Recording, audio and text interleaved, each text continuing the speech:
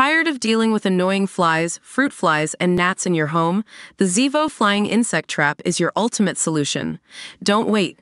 Check out the link in the video description now to get your Zevo Flying Insect Trap on Amazon and enjoy a bug-free home today. Lawmakers in New Zealand who subjected citizens to brutal restrictions during COVID are now being blamed for the country losing one of its greatest assets, the Lord of the Rings franchise. The blockbuster fantasy franchise has become synonymous with New Zealand ever since filmmaker Peter Jackson brought the first movie to his native country. Iconic spots in Middle-earth from the Shire to Mount Doom were brought to life on screen in The Lord of the Rings and The Hobbit by a string of famous New Zealand destinations. However, the country has lost its grip on the franchise after Prime Video's prequel series The Rings of Power made the huge decision to move filming to the UK for its second series for the first time in Lauder's history. The multi-million fantasy series, set to debut on August 29, instead returned to J.R.R. Tolkien's homeland and was filmed in scenic UK locations including around Surrey and Berkshire. The huge move divided fans and left locals devastated as New Zealand has long been known as the home of Middle-earth, but light has now been shed on exactly how the country lost its hold on LOTR. Sources claim the $1 billion project was relocated partly due to New Zealand's severe COVID protocols, as well as Amazon's investment in a costly new UK studio space. The first series was hit by slight delays amid New Zealand's strict COVID protocols, with actors even sharing concerns at the time that the show wouldn't finish filming.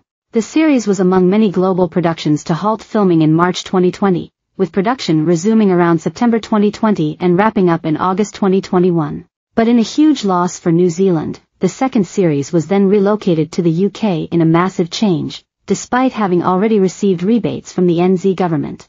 The shock news that NZ's landscapes would no longer feature in Middle-earth came at the same time that Prime Minister Jacinda Ardern said strict COVID border controls would continue until 2022.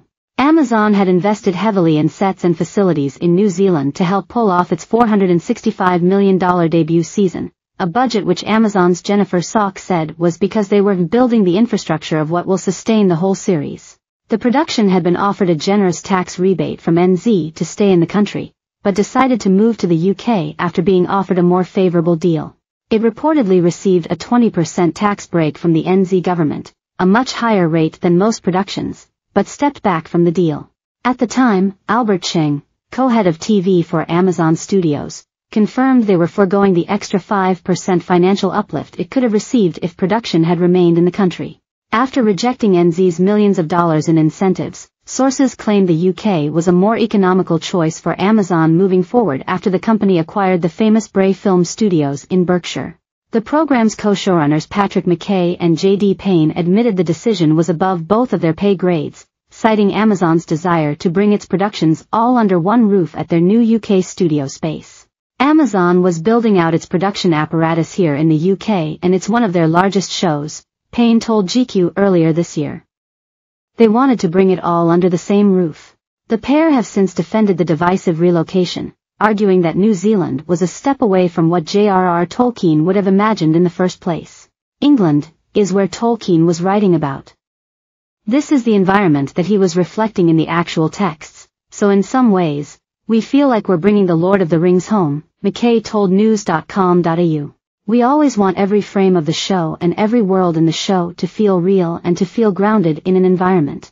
We want you to feel the air and the mist and the grass and the trees, and we always wanted it to feel like Middle-earth. So while we shot season 1 in New Zealand and we shot season 2 here in the UK, in a perfect world, there's a real continuity of look, and the extent to which it changes should also reflect the environments the characters are going to, and what's going on emotionally in the story. It's a different landscape, a different weather pattern. And all of that feeds into the kind of Middle-earth that is even closer to the one that readers might imagine in the books, McKay previously told.